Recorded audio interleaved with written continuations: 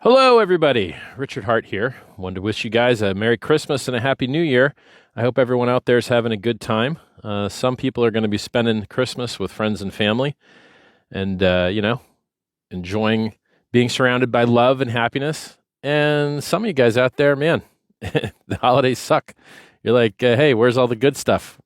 Where's all the cheer and joy? So I'm here to say hello and hopefully brighten up some of your guys' days, nights, wherever you are in the world. And I just want to say, I'm very proud of you guys. You guys have achieved some things that really no one in the world thought you'd ever be able to achieve. I mean, if you think about it now, Hex just had its 5th birthday, Hex.com. And, at least Hex, the ERC20 token and related awesome software that people execute on the Ethereum chain and now on Pulse chain, it's 5 years old and it's run perfectly for 5 years, while so many things all around have failed entirely. We see chains that go down. We see chains that aren't down but have massive centralization risk.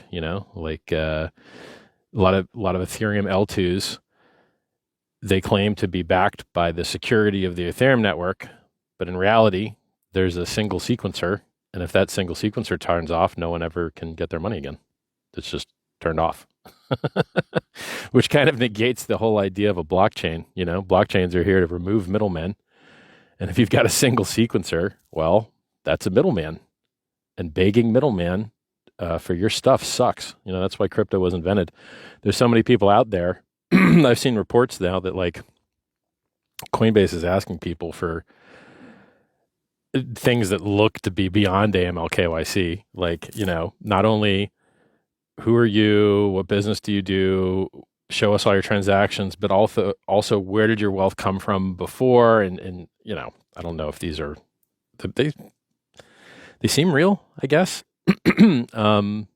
It's crazy that crypto was invented to remove middlemen, and then people still have to beg like peasants for middlemen to do their jobs. So I want to make your lives better. That's what I've dedicated my life to. I retired many, many, many years ago. And what I care about is you guys doing well, which is why I spend so much time thinking about how to make your lives better. So if you haven't already done it, download the free self-help books that I made, Fix the World and SciVive. They're at t.me/SciVive. And if you just Google them, I'm sure you can find a PDF on Wayback Machine or something, archive.org, who knows? Or, go and chat. And people have even read, there's a very nice lady named A Wild SJ who's actually read the audiobook on YouTube, and you could just listen to her read the whole book to you. How awesome is that? Her and some other people also did a rendition of the oral arguments at the motion to dismiss trial with the SEC that sued me and Hex and Pulse Chain and pretended that software that you run from the comfort of your home on your own computer is somehow magically an unincorporated entity. You're an alter ego of me. It's like, okay, guys, I hate to break it to you, but I can't control what people do in the privacy of their homes. They do what they want. They run what they want. So I think it's cool that we've got a community member that cares so much that out of the kindness of her heart, she's reading things to you. That's very nice. Some people have drives. They don't have the time to read. They've got hard lives that they have to work. So, before I tell you some cool tips on how to reduce your counterparty risk as far as exchange goes, I just want to mention, I'm excited. I think that the judge historically, issues rulings on motions to dismiss in 60 days on average. I mean, I'm not an expert, but that feels around right. And I think that we've got a great shot for a great ruling, better than any of the other cases I've seen in crypto world. And that would be great. It would be great if the judicial branch checked the balances and the overreaching of power of the executive branch, where the executive branch is basically violating your rights under the color of law. So you want to communicate with other people. You want to do math and publish it in an immutable blockchain online. Publishing software is protected by the First Amendment. Publishing code is protected by the First Amendment. We've seen cases about this. Phil Zimmerman, when he wanted to publish PGP, which stands for pretty good privacy. And I think there was another case where someone wanted to publish a game. We've got cases that support anonymous speech where there was a law that said you couldn't hand out political flyers unless you doxed yourself, and they said that was unconstitutional in the Supreme Court. At least I think it was the Supreme Court. Might have been a lower court. It's it's not that easy to be an expert at all things, right? So I'm an expert in cryptocurrency. I'm an expert on some other things. Now I guess I'm pretty okay at law, right? Because I've been doing so much research there, trying to protect everybody's rights. It's kind of cool, I guess. I kind of like being good at stuff, and I think understanding the law is nice. It's cool. It's just unfortunate that the executive branch has overstepped and pushed the bounds so far with actual censorship programs against Americans, which, I had my channel blocked on YouTube because I did a video on how to wash your hands for COVID. So it caught a COVID keyword and I got banned. How unfortunate is that? Oh, you made a hand washing video, ban. I'm tired of all these middlemen. I'm tired of the gatekeeping. It's terrible. Like people that were wrong about everything are silencing the voices of the people that were right about everything. That's not how a society can make progress. A society makes progress when the right people have their voices amplified and the wrong people get to be quiet and sit in reflection and try and do better next time. There's just too much. There's too much of the wrong people pushing their narratives into the world and crowding out the truth. So if you remember, I'm a big proponent of freedom of speech and freedom of movement. I believe they're rights guaranteed to you by the Constitution of the United States of America and by the Charter of Human Rights from the United Nations and in many other founding documents of other entities, of other nation states and organizations that quite simply state that you deserve the right to speak to other people. You deserve the right to, redress government and present your problems to government and try and find solutions. You have the right to travel. And, entities that take these rights away from you under the color of law outside of their authority, it's not good. It's not good for the world. So, one, shout out to Wild SJ. Thanks for reading all those cool things. Two, excited for the ruling.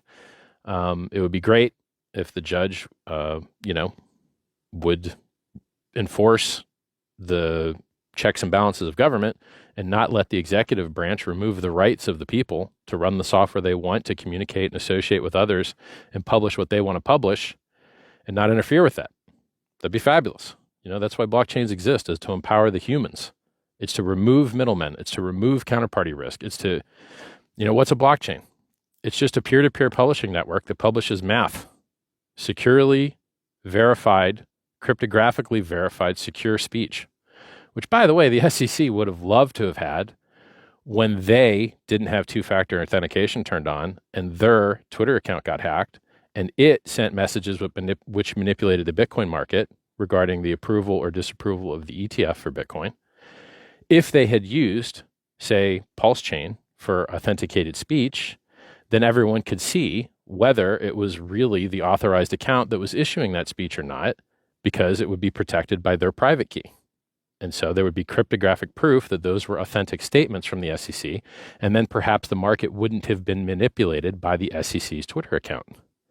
So the SEC would benefit from the secure speech protections and cryptographic security protections of a blockchain such as Pulse Chain, but instead they're out there trying to destroy blockchains, which is wild.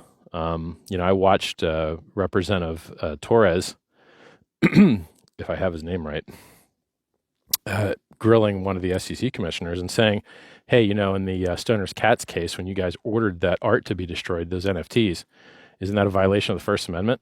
And the person that was responding at the time, who I believe was Carolyn Crenshaw, one of two commissioners to vote against the Bitcoin ETF after they lost in court the challenge that ruled them arbitrary and capricious in denying the Bitcoin ETF.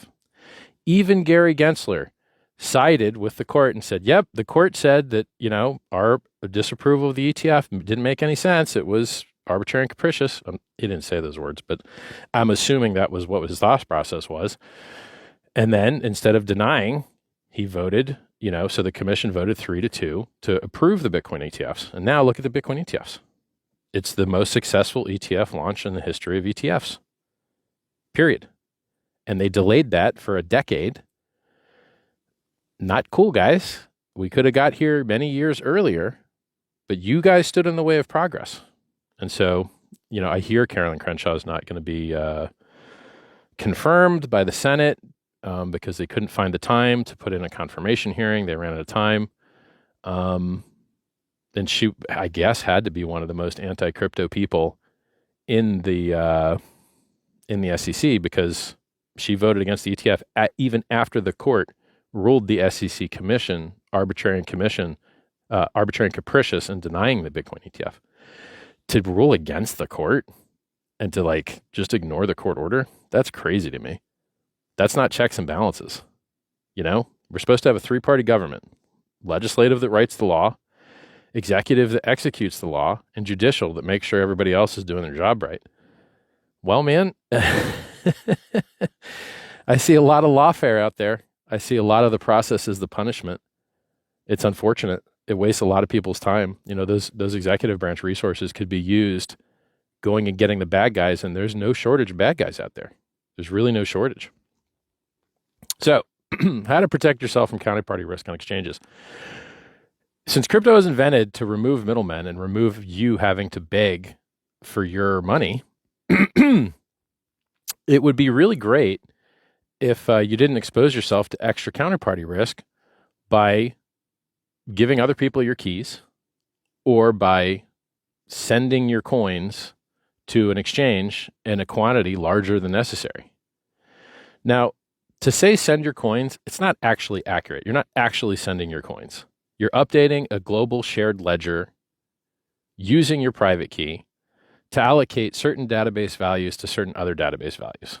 So when you quote, send your coins to an exchange, really the exchange is issuing you a unique address to send to, or depending on the chain, they might not be a unique address, but they might use a memo to that you sent. This was from you.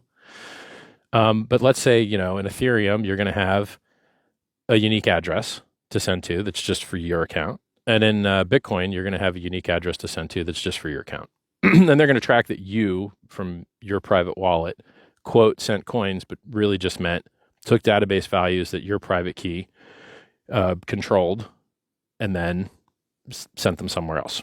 I mean, it's not really sending, right? You're not actually sending anything. The coins were on the chain. They're still on the chain. They didn't move. They're still on the chain. You're just changing some database values. I think it's an important concept to understand because, your wallet isn't a wallet. It's a keychain. It just has a collection of keys. And your keys aren't really keys. They're, quote, private keys, which is like a fancy cryptographic term. And they just give you the ability to update certain database values in a shared ledger. And most of these database values are just made up fantasy. And we, the humans, have imagined that they have value. And they're nothing like real property or real possession. If you have a physical dollar and you make a photocopy of it, that next dollar that you photocopied isn't real. It's not real. But when blockchain networks have a fork and they upgrade or change, the new thing which is created is just as real as the thing that was left behind. And the only actual difference is the values that people imagine onto the things. So for instance, Ethereum existed and it had a value, but where did it come from? Well, it came from a fork between Ethereum and Ethereum Classic. And Ethereum Classic wanted to have one, group of consensus parameters where they kept some DAO hacker quote. It's a long story.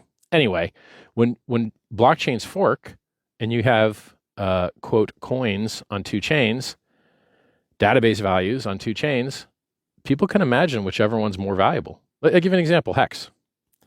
Hex existed on Ethereum for 5 years now. Perfect, flawless operation, while everything else all around crypto very often has problems. Hex has operated perfectly, flawlessly for 5 years. A miracle, really. Very well-designed software. And then a fork happened. And born was Pulse Chain.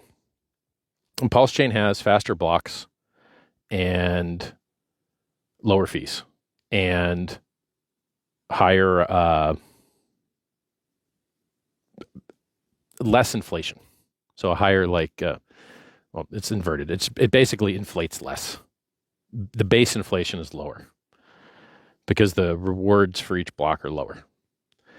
So when that fork happened, and it was a full system state fork, everything that existed, all the database values that existed on Ethereum now also exist on Pulse chain. And so if you had Ethereum on the Ethereum network, now you've got Pulse on the Pulse network, Pulse chain. It would be great if, the Pulse domain wasn't taken, but it is. PULSE is taken. So you end up with, something longer, Pulse chain. That's what's so one of the other miraculous things about Hex. It's a 3-letter dictionary.com name. Nearly impossible to ever see those. Extremely rare. Very, very, very cool domain name, in my opinion. Very cool brand. So, unlike physical things that you can't just make copies of, and if you did make a copy, the new thing may not have or likely does not have the same validity as the original thing. In blockchain, sometimes the copied thing has more value than the original thing. So, for instance, Hex on Pulse chain is more valuable than Hex on Ethereum. Why? Because that's what people imagined. And that's what people voted with their actions and decided. That's what the network of humans emergently found consensus on. That's what price discovery is. Price discovery in a free and open market is human beings deciding what's more valuable to them. And that's a good and honest process that you cannot shortcut with decrees from above. Trying to have governments decide what things should cost has never worked. The free market and all the information that goes into the free market that's constantly measuring everybody's preferences and desires and abilities and allocating the resources of the people, that's the best thing the world's ever seen as far as resource allocation and progress has gone. They came up with a name for it. They call it capitalism. Works very well. Works amazingly well. If you close your eyes and look around the room you're in, everything good that you see that you like is created by capitalism. And nothing that you look around in the room that you like was created by something that wasn't capitalism, for the most part. Almost entirely. So, long story short, if you want the world to be a better place, peer-to-peer open source software with cryptographic security is a miracle. It's the best performing asset class that has ever existed. Bitcoin is making new all-time highs. Ethereum hasn't made new all-time high yet. So, several years ago, Ethereum was $5,000. I think today, it's near 4,000. It's like mid threes, something like that. So it's not bad. I remember back when it was a lot cheaper. I think in the last 5 years, I remember Ethereum being $88 at one point. Now it's, 35, 34, something like that. And then Bitcoin, when I was mining it, it was 50 cents. And now it's 100, well, it's like 96,000, something like that. That's not bad, To go, like I said, when that China ban news came out and it went from 5K to 3K over 2 weeks, 3K then, 100K now, that's not bad. 33X in 7 years. That ain't bad. 7.5 years, maybe. That ain't bad. I think people don't realize how up Hex still is, by the way. If you look at Hex, the Hex that's less valuable, the Hex that's on the more expensive network to transact. I mean, I looked at Etherscan, maybe a week or two ago, and I saw that people spent $35,000 on gas fees on Ethereum to execute Hex code. That's 35 grand that goes to enrich the validators of the Ethereum network. That's 35 grand that doesn't go into buy pressure for the Hex tokens on either network. So if you didn't waste 35 grand, it's not really wasting it, but if you didn't spend 35 grand on execution on that network, that could have been 35 grand of economic energy that went into the Hex price instead of to the Ethereum price. Since we're talking about the concepts of supply and demand. So maybe that's why people prefer the Pulse on, or rather the Hex on Pulse chain, because they like to pay 100x or 1,000x less for executing the same code. Pretty cool. All right. So I feel like it's been a long time, but we're finally going to get to it. How to reduce your counterparty risk with exchanges. Don't send them more money than you have to. Send them a little bit at a time. Send them a little bit at a time. Send them a little bit at a time. Why? Because you don't trust these people. Because at any moment, they could seize your money and just be like, hey, now it's our money. Good luck. Beg us for it. Cry, beg, get on your knees. Beg for your money. And who are you begging? Some guy that doesn't know much about much, that probably doesn't speak as his primary language, the language you speak, that probably doesn't care that much about you, and, is probably not making that much money. So maybe this guy's getting 15 or 20 bucks an hour to dick you around for what could be millions. That's unfortunate. And that's the opposite of why blockchains were existed. And it's entirely avoidable if you just submit yourself to less counterparty risk by using smaller transactions in a higher frequency instead of larger transactions in a lower frequency. Now, beware, because the governments of certain nations have enacted something called structuring. And structuring is where if you're trying to hide something by using smaller transactions, then you get in trouble. So, depending on what country you live in, I don't think structuring applies to purely honest activity. I think you can only have structuring if you're trying to hide something illegal you did. But hey, not a lawyer. I'm just warning you that by exposing yourself to less counterparty risk, which is a good and awesome and wholesome thing, someone somewhere in the world could try and twist that against you. So just be aware of it, I don't think I'm not an expert on it, but I don't really think I've seen crypto structuring cases. I don't think. So just something to be aware of. And there's probably countries where that doesn't matter. I think that's an American thing. What else? Yeah. So imagine, and this doesn't work with just exchanges. This works with reducing counterparty risk in any transaction with any party. So if you were to buy 100 marbles from someone, in theory, you could say, okay, let's trade 1 marble, 2 marbles, 4 marbles, 8 marbles, 16 marbles, 32 marbles. And then your risk is just the risk of the last transaction, assuming you were using like a network that finalized, right? Like your payment couldn't be stolen back from you. Like credit cards, they can just take the money back out of your merchant account. Oh, you're approved. Oh, yeah, so the transaction went through. But what really that means is you're approved to get that money stolen back from you at any time in the next 6 months if the person charges it back and says, take the money back from the merchant. So there's a lot of networks that don't finalize. And I think even exchanges treat like wire transfers differently than ACHs. I think ACHs are easier to reverse than wire transfers. So like it's nice to have a network that actually finalizes a transaction, such as a blockchain. Once you wait 15 minutes in Ethereum, you've reached finality. You're not going to be able to roll that back. It's pretty neat. And it's, I think, 17% faster to reach finality in Pulse Chain. But, check the math. It's hard to do math when you're like speaking publicly. Yeah, so that's the trick. That's the tip. You don't have to expose yourself to large counterparty risk with exchanges. But you just use smaller amounts and higher frequencies, and then you get the same job done without them being like, beg us for your money. That's a terrible place to be. And I got to tell you, it's an extremely common place for people in cryptocurrency. You've seen all these reports about Operation Checkpoint 2.0 debanking people, which is a fancy way of saying like sanctioning, like when the United States sanctions other countries to punish them, they remove them from the banking system, basically, right? Or at least the parts of the banking system that they control. And they do that same thing to American citizens. Kind of what looks like outside of due process in some cases, which is why, for instance, Coin Center, shout out to Peter Van something, Valkenburg, anyway, can't remember his name. Peter Van somethingberg. Shout out to him at Coin Center. The Richard Hart Twitter account recently posted a talk on privacy from him.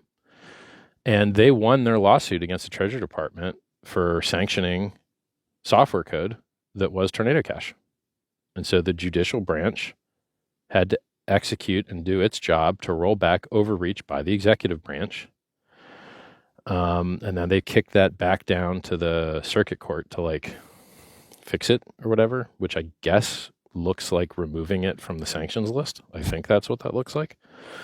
And lawyers have said, you shouldn't use the Tornado Cash network if you're under the control of the sanctions regime until it's removed from the sanctions list, even though they lost in court. At least that's what the lawyer said.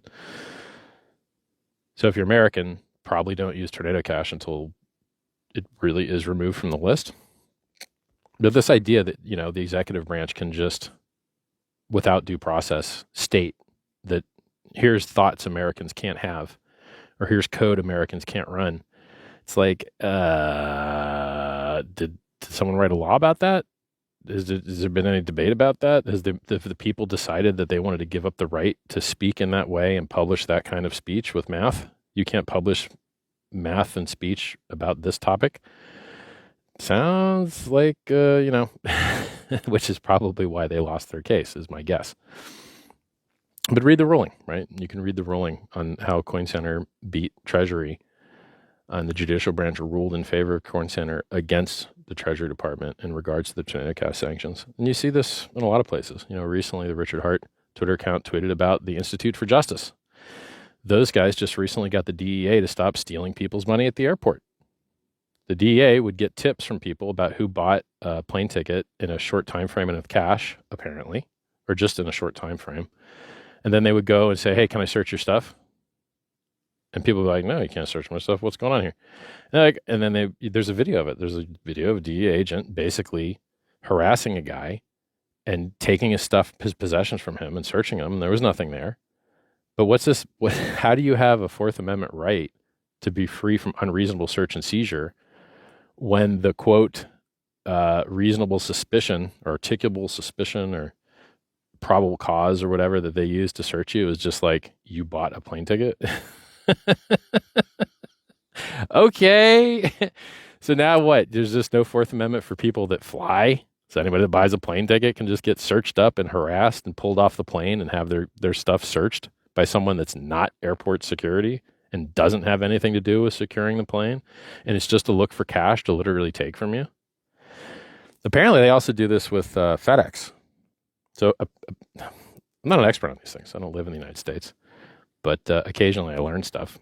Apparently, they have agents that just sit in FedEx and have dogs sniffing for cash, and if they find like cash, they just jack it.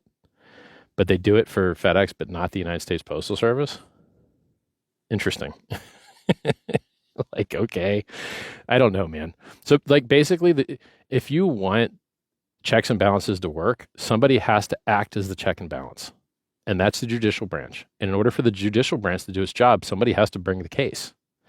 And so unless you have someone that's willing to spend a lot of time and a lot of effort and a lot of money and have a lot of risk of blowback, you don't get progress because the judges and the judicial branch can't bring these cases on their own.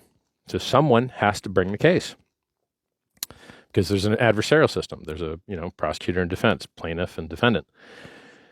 So you've seen Coinbase sue the SEC in Texas.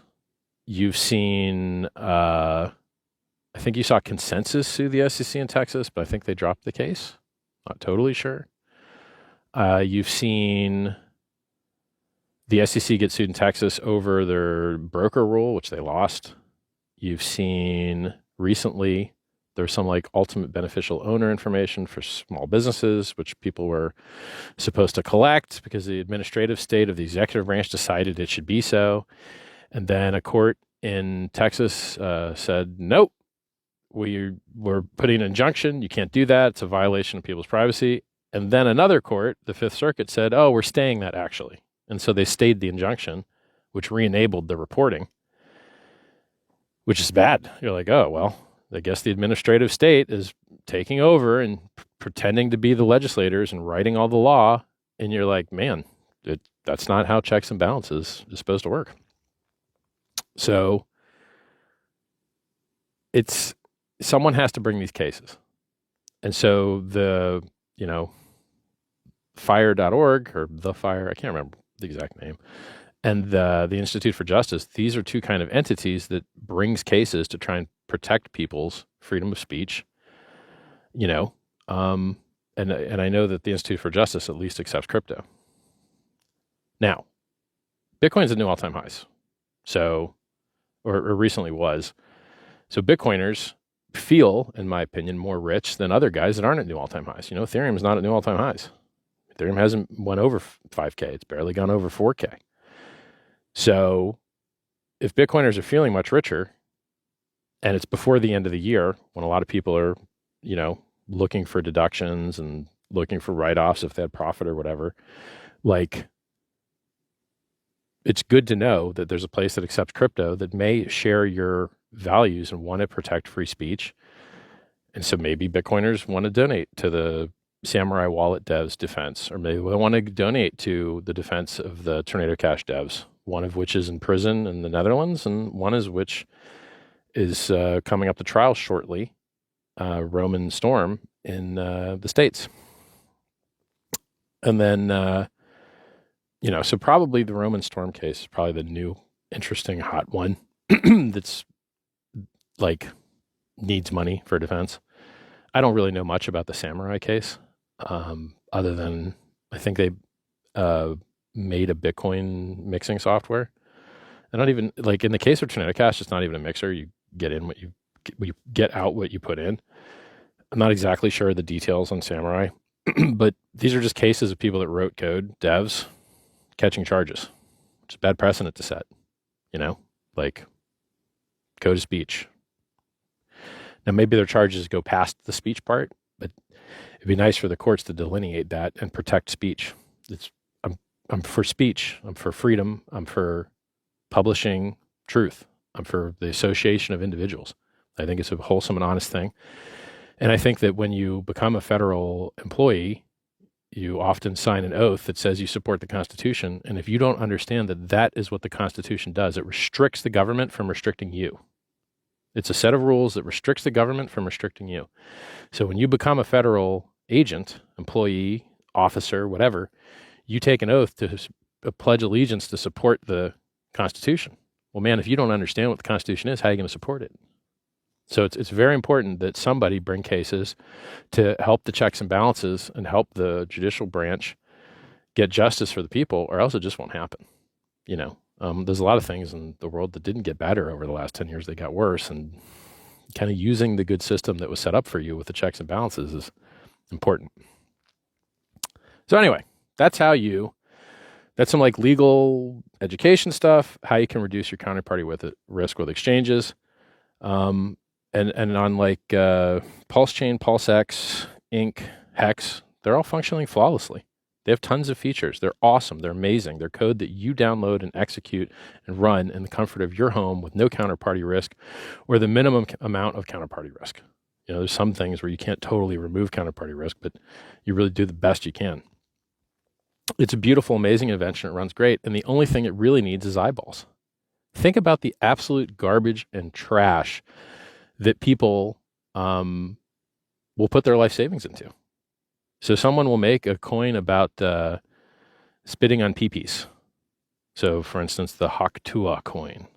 Or people will make a coin about a picture of a dog. Or people will make a coin about whatever. And is that progress? Is it progress for human beings to care so much about random, silly for the purpose of being silly things, when there are other things which are more useful to the world? I think a token or coin that helps foster the free speech among individuals and maintain a secure network of communication is better and more useful to the world than something that's made to be stupid on purpose. And I think things, if you care about supply and demand, I think things that can burn and never inflate are tilted towards better progress than things that inflate. So, why is tomato soup so expensive? Well, it's not because tomatoes are harder to grow. It's not because cans are harder to make. It's because you're looking at a chart in dollars and the dollar keeps going down versus everything. because they keep minting it out of thin air like a joke. Like a joke. Why does someone care about the money you work so hard for when they can get it fresh, hot off the press from the guys that print it all day, every day? So, if you look at PulseX. I think a couple days ago, it burnt $300,000 in a day worth of coins. Now, mind you, once again, they're not really coins, they're database values.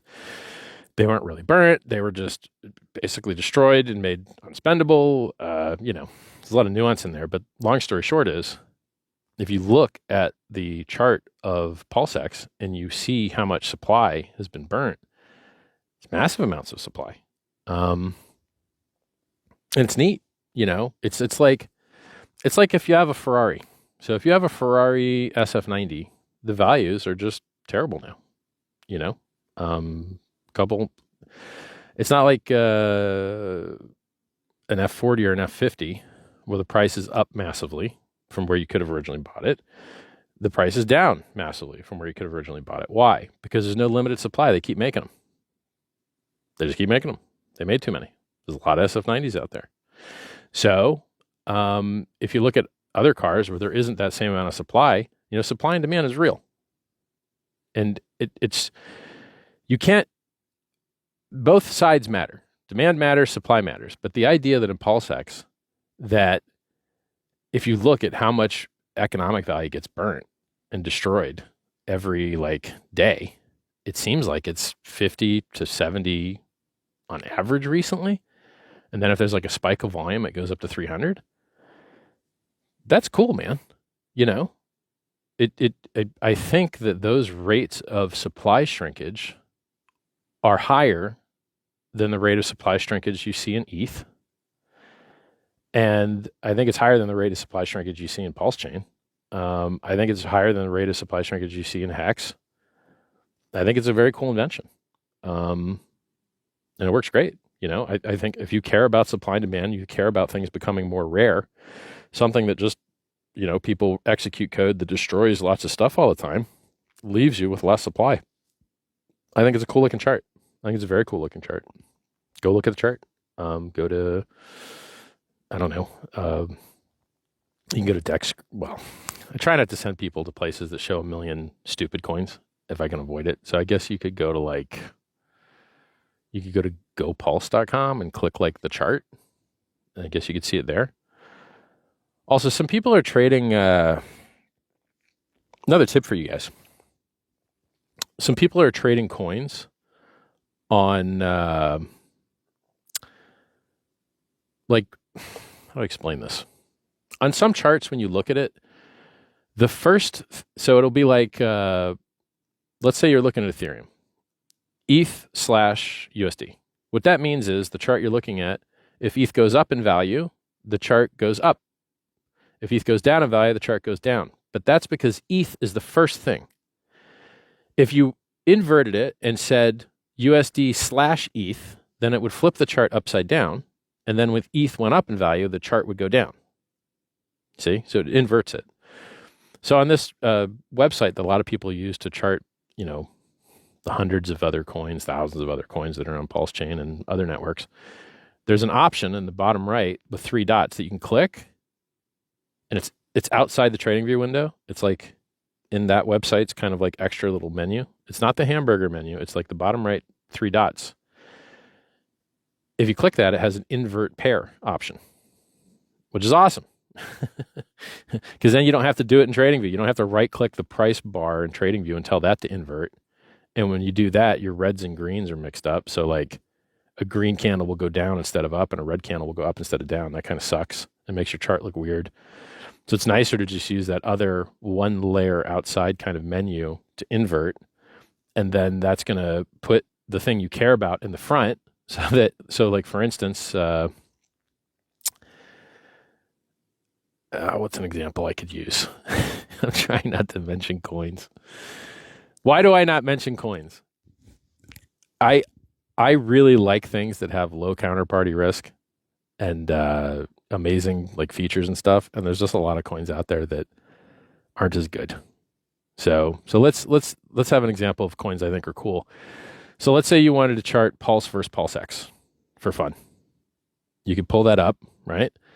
And then if you cared about the pulse price, well, there's two tricks. One is that bottom three dots thing where you can invert the pair. And another trick is in the top, in the trading view like interface, you can tell it that you want to see the USD price or that the price of the other token. So if you're just looking at like token versus token, it's going to natively show you the USD price. But let's say you didn't want to see the USD price. Let's say you wanted to see the actual token versus token chart. You click, the toggle, which has USD / other coin, and then it'll show you the price. So like a chart you might pull up is Pulse versus Ethereum, or W Pulse versus WETH, which is basically Pulse versus Ethereum. And then, the native default that you look at might show Ethereum / Pulse, which is like an upside down chart, because you would probably care about the Pulse price. So then you would click bottom three dots, invert pair, then that's going to stick Pulse in the front. So it's going to be Pulse / ETH instead of WPLS / WETH instead of, what you want, which is WPLS / WETH. Then you're going to be able to have a chart with green going up, red going down, and it's going to show you like the two coins versus each other. So that's like the tip and trick. You click the bottom three dots, you tell it to invert the pair so that what you care about, the price that you care about is the first thing / the other thing. And then you can either toggle USD or, other coin, depending on whether you want to see a USD chart or you want to see one coin versus the other. So maybe you care about W Pulse versus WETH. You could do the same thing for Bitcoin, and sometimes you've got to look up contract addresses to do it because it might be hard to find. Like on one of these charting sites, it's very hard to find Pulse versus DAI, for instance, which is the most liquid pair that people trade. The most liquid pair people trade in the Pulse Chain ecosystem is Pulse Chain versus DAI, but it's very hard to find that pair. So you got to go like app.pulsex.com, either download and execute the code or use the IPFS code that, runs in its little client, which I guess is just a browser. And then go to the PulseX like code screen, which lets you like swap stuff, and then choose the token you care about, which would probably be like Pulse versus DAI. And you're going to see a little copy icon there, like two little squares kind of overlaying each other, which means copy. If you click that copy, it copies the contract address. And then if you look at the top, it will actually show you the address of the pair. And so if you go to the top and you click that address pair, like the contract address of that pair of, Pulse WPLS versus WETH from Ethereum, you can double click that and paste that into other kind of like charting code or charting websites. And then that's going to show you that pair that's otherwise hard to find, which is probably one of the most important pairs to be looking at if you care about the prices of things on Pulse Chain, because it's the most liquid and it's the most popularly traded pair. I almost don't want to say most liquid because there is in theory, more liquid PulseX Pulse pair. But if you care about things that can like jump across like networks, which would be, so like when you look at the liquidity in the farms, which is like a shortcut to see like the most liquid pairs, maybe one day one of the most liquid pairs won't be in a farm, but I think currently the most liquid pairs are. You ever looking at like, if I remember the ratios, the Richard Hartcount has tweeted these ratios before, because like if you want to get the best order execution and spread your economic energy over the most pairs, you kind of need to know these ratios, because either you can do it yourself or a bot's going to do it and you're going to get not as good deal. So you can like get better deals by like spreading your economic energy out across more pairs. I think you end up with most liquidity in DAI, and then like half that. So half of the DAI numerically seems like it's in USDC, and then USDT is kind of similar to USDC. And then I think like ETH would be like 80% of the DAI or 75%. I'm just like doing this by memory. It's been a while since I looked at it. So like basically, if you were trying to spread orders across pairs to get better deals, you'd probably put most in the DAI pair, and then the WETH from Ethereum pair, and then USDC and then USDT, because that's like their order of liquidity from highest to lowest. At least that's how I remember it from last I looked. And so those kind of pairs are important to know the contract addresses of. Even if you just want to just sit and like kind of look at what was going on in the market. One of the cool things is, trading on Pulse Chain and PulseX is more transparent than any legacy financial system in the world, because you can see in real time what address bought what and how much and what else that address has and what else that address has done and when it did it. And it's just amazingly transparent in its progress. So there's websites you can just sit there and look and say, oh, look, put in a filter and go, oh, show me all the orders over 100K. Here's all the 100K buys. Here's all the 100K sells. Here's all the other buys and sells they did. Are they in profit? Are they in a loss? It's cool. It's neat. It's kind of fun to watch, speculative stickiness is what I would call that. Something fun to engage with and look at. Well, anyway, long story short, Pulse Chain's amazing. PulseX is amazing. You guys are amazing. You're doing a great job. We've got a bunch of great news coming up. We got the ruling from the court soon, I hope. We've got new all-time highs in Bitcoin. Thanks for buying so much Bitcoin, Michael Saylor. Helps everybody. The rising tide raises all ships. We've got, and me. I'm living my best life. I've never been safer. I've never been more secure. I'm as bulletproof as I could possibly be. I have not a worry in the world. There's a lot of entities in the world that may not like me. There's a lot of entities in the world that may not like the free and open source software that I founded. There's a lot of entities in the world that might not like how I've been right about so much and they've been wrong about so much. They might not like that I care enough about you to speak to you on Christmas while they don't care about you. They don't care whether you live or die. And a lot of them prefer you harm. So a lot of the entities in the world, they don't like you and they don't want good things for you. I do like you and I do want good things for you. And it's not words, it's actions. See what I do and look at it and see what I keep doing. And it's for you guys. I care about you guys. So, yeah, I feel good, And in the end, look at Donald Trump. They shot him in the head. They took millions of dollars from him. They defamed him. They slandered him. They libeled him. They shut down servers of social media platforms he used. They attacked companies that tried to give him a voice. They harassed his family. They raided his house. They took things from his house. They arrested him. You could see his mugshot. They did everything they could to this guy. And he won. And now he's going to be president. And now he's doing the best he can to make the country a better place. And he's putting people in power that have a history of winning. He's putting a lot of smart people into places of power. That's awesome. That's amazing. I haven't lived in America in over 20 years, but I care about it and I'd like to see it do better. And so I try to make the world a better place. And a lot of the world's America. And I want America to be a better place. And so if we've got more checks and balance being executed by entities willing to take the risk and effort of bringing issues of justice up to the courts so that the courts can make better precedent and better law, that's amazing. I'm one of those people. I am one of the very few people in the world in court fighting for the rights of the people to associate with each other and to do math and publish that math. That's what I'm fighting for. Your rights to run the code you want from the comfort of your home and associate with people you want to associate with and speak the speech you want to speak. You want to upload the Bible to Pulse Chain? There's apps that you can use to do it.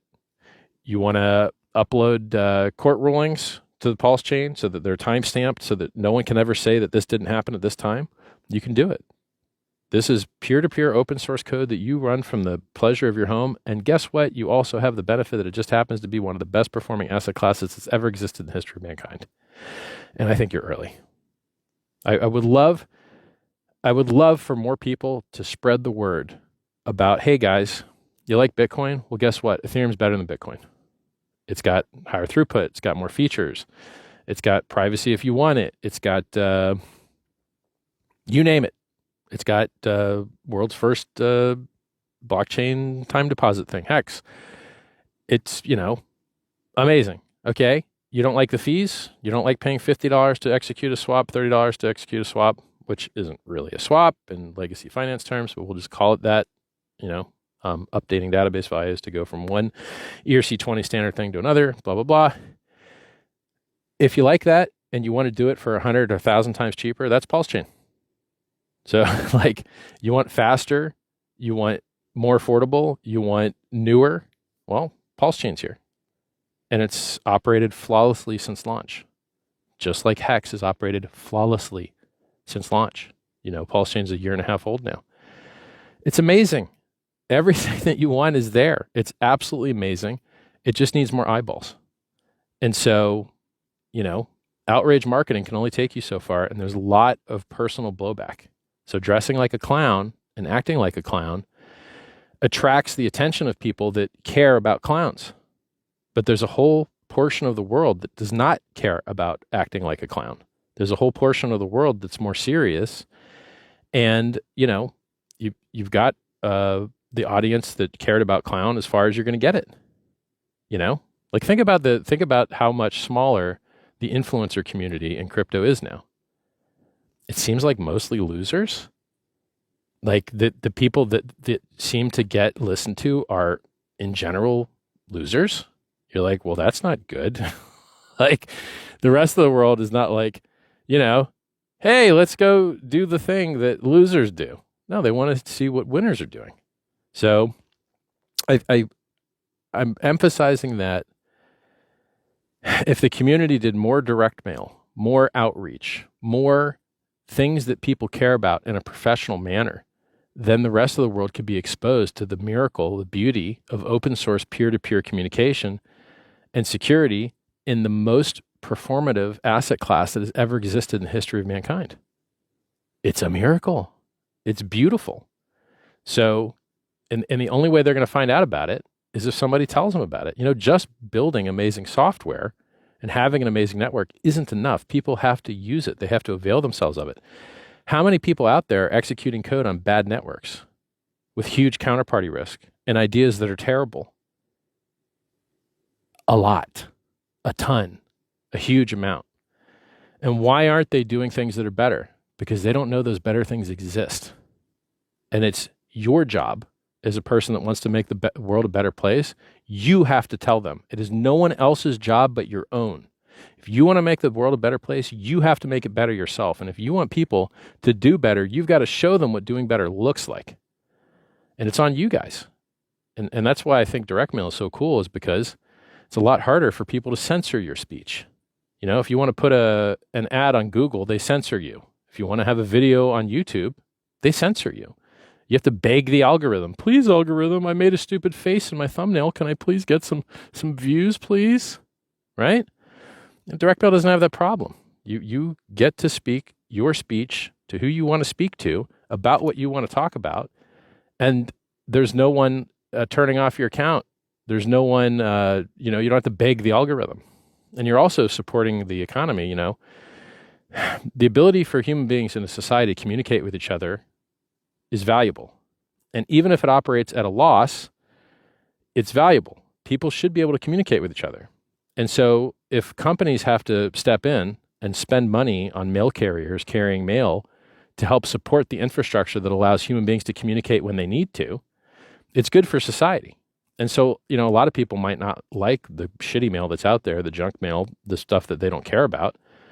But the ability for the mail carriers to have jobs and for that entity to continue to make money, to continue to exist at reduced load on the taxpayer is valuable.